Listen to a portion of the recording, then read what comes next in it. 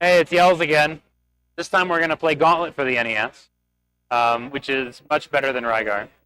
And that's all you really need to know, pretty much. Actually, there's a lot you need to understand, because there's a lot of manipulations in this game that are really neat. Specifically, the first one we're going to do is a manipulation for the vault code for the final room of the game. In the game, you're supposed to collect 8 clues that are scattered throughout the 100-room dungeon that you're in. Or you can just look at the first letter of your password and then consult a list of 32 passwords that match the first character of your password. Like those, whatever the first letter of your password is, the vault code will be the same for like every password that has that first letter. So we are going to manipulate with a soft reset and a buffer on the selection of the elf as the character we're going to run to lock in a password beginning with the letter I, which will give us the community's favorite password and the best password, which is Godboner. It's not the fastest password, but it is the best. We're going to soft reset. I will count you in. We're going to hit start to choose one player, and I'm immediately going to buffer right in A. That frame perfectly selects the elf. We're going to start in 3, 2, 1, go. So we've got the elf, and we're going to take the only path that makes sense to take. We're going to get rid of that hidden wall and skip from room 1 to room 5. We're going to come up here, and we're going to shoot this hidden wall and go from room 5 to room 9. Sense, right? Now we're going to do this big spiral guy. We're going to talk about the advantageous nature of the elf's stats. But most specifically, it's the only stat that really doesn't make much of a difference as far as, they didn't really consider how important it would be. Because they only really talk about like your fight power and your magic power. What they don't really talk about is your speed. Speed kills in this game. Very much so. Because the elf moves so quickly that it skips a lot of damage checks when it's meleeing enemies. So I'm not shooting. I have a bow and arrow. I'm not using it at all. I'm just running through stuff and sometimes taking damage, but usually not. Because I'm moving so fast that the damage check just doesn't occur. Which is neat. It's super neat and fun to fly. So grab this potion, and we'll get into the very first treasure room. Now the World 1 treasure room, I'm going to grab this key, have 8 exits, and it's in a random location. There, you can see my password there starts with the letter I. We've done it. We have Godboner. And yeah, so the World 1 treasure rooms have 8 different exits, or 8 different exit locations. The exit will only be in one spot. It's decided when you dismiss the map screen going into the room.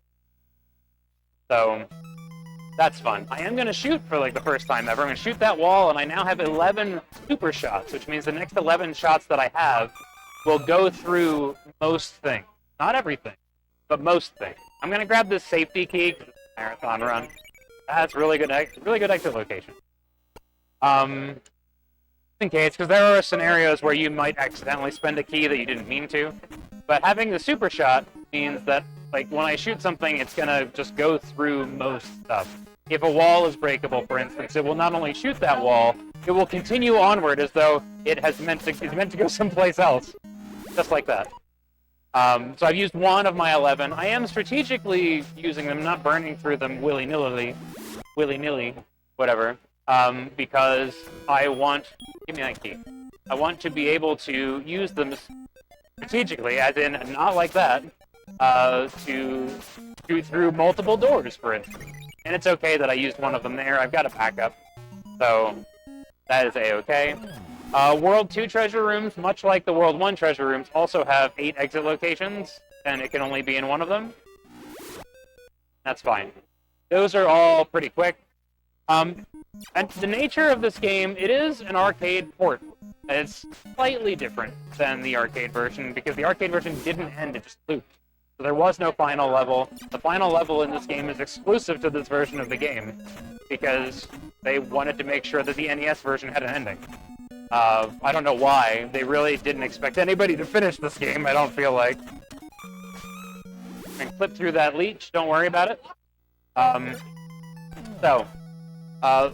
Another piece of information that you need to know is every time, so it does emulate an arcade game insofar as my health up in the top left is slowly ticking down the entire time, like an arcade game would, because they want your quarters. The way to get your method around that is that you get a full health refill every time you successfully exit a treasure room. And there have been plenty of them so far. There will continue to be plenty of them as we go. The important part is that, we get later into the game, the exits will be harder to reach in the treasure rooms, and that is where manipulations come into play. We have manipulations that are new as of like 3 years ago, that the community, and it was literally a community effort. It took individual discoveries by 3 different people that when you put them all together made the manipulations work.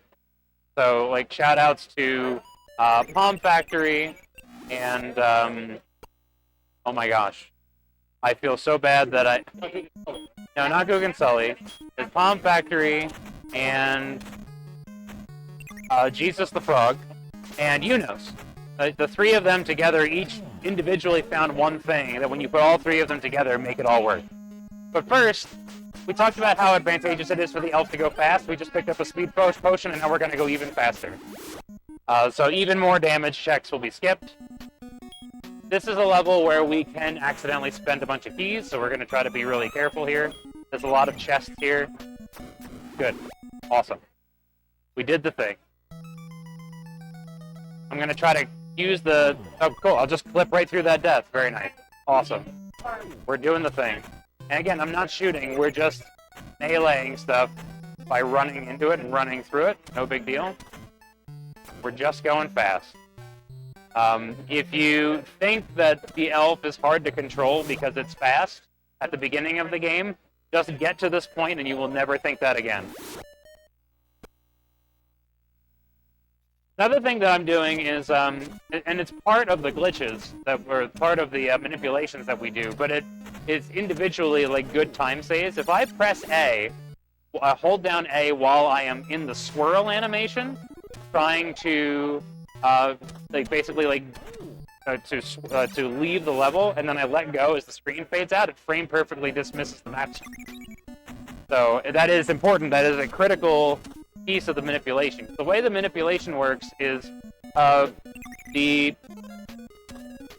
in a room where there are multiple potential exit locations, there is a value in RAM that is moving at 60 FPS.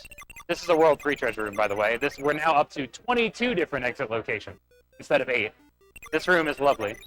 And this is not the best, but it's not the worst, to be perfectly honest. So yeah, there's a value that's moving at 60 frames per second from 1 to 256. And every frame, the exit location changes. So what we want to do is we needed to figure out a way to manipulate that. Most important potion pickup in the game, right there. We need that magic potion to increase our magic power, because the elf doesn't have good magic power, and that will help buoy them in later levels when things are just a bit meatier and need more love from the potion. Otherwise, the elf would have to burn 2 potions to do what 1 potion would do, and we don't have enough inventory space to manage that. So the first part of the manipulation is the fact that you can frame perfectly dismiss that map by holding A on the swirl and then releasing A on the fade out. The other thing is that value that dictates the location of the exit, if you pause the game, that value goes to 0, and it sits on 0 until you unpause the game, which is really neat. It's a very useful thing to have. The other thing that was discovered is that if you do that pause while you were in that same swirl animation, the game will frame perfectly leave that room for you when you unpause the game, and so that will advance the value for the exit location by 0 frames. So you will frame perfectly leave that room, and the frame that dictates the exit will still be at a value of 0. The problem is that you also have the map screen in between. But again, if we do the hold and release A, it does frame perfectly dismiss that map screen. But it takes 2 frames. The minimum number of frames to dismiss it. Don't worry about the hidden walls here. You can't see walls in this section, but it's fine. So that means that when you are doing a manipulation, you really just need to know where the exit is on RAM value 2. Because you're going to go from whatever you were at to pausing the game, to unpausing the game, to then still being at 0 when you leave the room, to then going from 0 to 2 when you dismiss the maps. And I'm glad I got to all of that because we're about to do a manipulation and I really needed to be able to explain all of it first. And we are out of time. So, explanation done. This is room 69. We hope that we get a nice 69. We didn't already. Because teleporters don't always let you go where you want to go. You can try to encourage it. Okay, that's the one we want. Hit that trap tile. And now, there we go, 4. So 4 extra teleports. I got 100 treasures. Very nice. We need to manipulate. The next room is a coin flip room, so the exit is in one of 2 locations. So I paused there as the swirl started.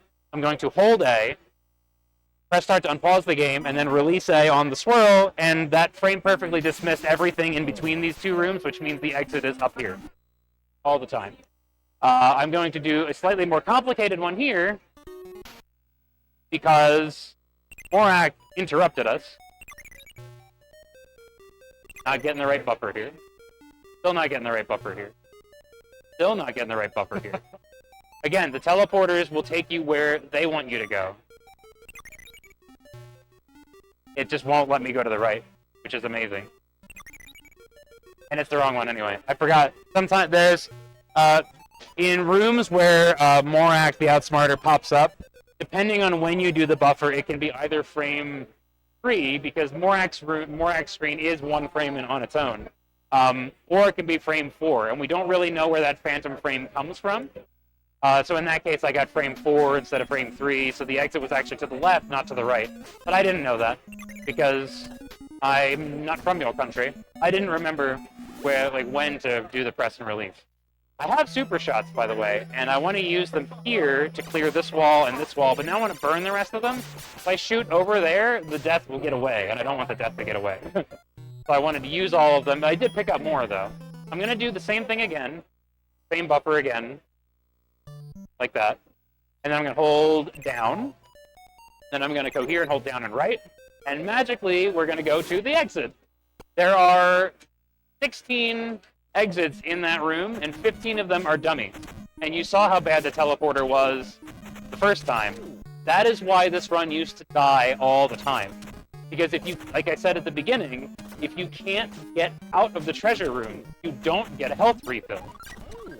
So you need that health refill. We're going to do another manipulation here for the World 5 exits here. So now, again, 16 exits, but oh, sorry, I paused too early. But oh, magically we knew that one was there.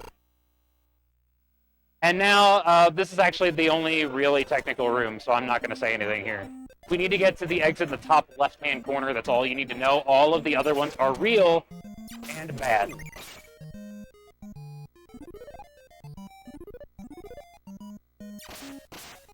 It's fine. There you go. Okay. All's well. The wrong exit takes you to room 85, and the only exit in room 85 takes you back to room 84 to do it again. Because this game is great. And it loves you, and it wants you to be happy. Use a bomb there. You can use a bomb here because safety strats. We could try to coax those leeches out of the way. You're gonna buffer left on the screen transition here, which is weirdly required for getting a consistent treasure room manip on the next room.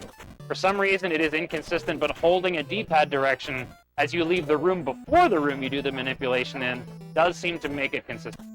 We're going to pick up the most important item, which is the black box. I now cannot take damage anymore, but my health ticks down at twice the speed for a limited amount of time. Also, first try. So that's important because it's the linchpin to the whole run. I'm going to buffer a left press here as well because we need that for the next manip. And now this is just not to manip this room, it's just in one of the 4 corners, and of course it's in corner number 4, high death. I'm going to do another manip here. Whoop. Whoa, I almost missed it. That would have been bad. But I didn't, and we're fine. It's going to be, what, right one and down? Is that it? Yeah. So this is a coin flip room that I did do a manip there. I was actually supposed to bomb here, but that's fine. I'm gonna go down here first. Come on. So yeah, because we have been manipping all of this, you see my health is still ticking down at twice the speed, but I'm not getting hurt by any enemy. So they are hammering away at me, and I'm not taking damage. So this coin flip room was super important because you don't want to waste any of that time that you have with the invulnerability. Or like, you want to waste as little of it as possible. This leech is not being nice. Okay, we'll just do a bomb there. We'll do a bomb there as well, I guess. We're just going to have to survive with one less bomb. Okay, bomb here. Bomb there. And I'm going to have to try to clip through this leech or coax it out of the... I'll just let it keep me alive a little bit. Eventually it'll go away. I'm pretty sure they go away after a while. But I need those 2 bombs that I have right now. I technically need 3, but there's a backup. There's 1 backup bomb in the final room. So it's where we can still just do like slightly safer strats here instead of taking a boatload of damage. That's fine. So do we remember what the vault code was? Did we get all the clues? I don't know if we got all the clues, friends. I don't know if we're going to be able to finish. So.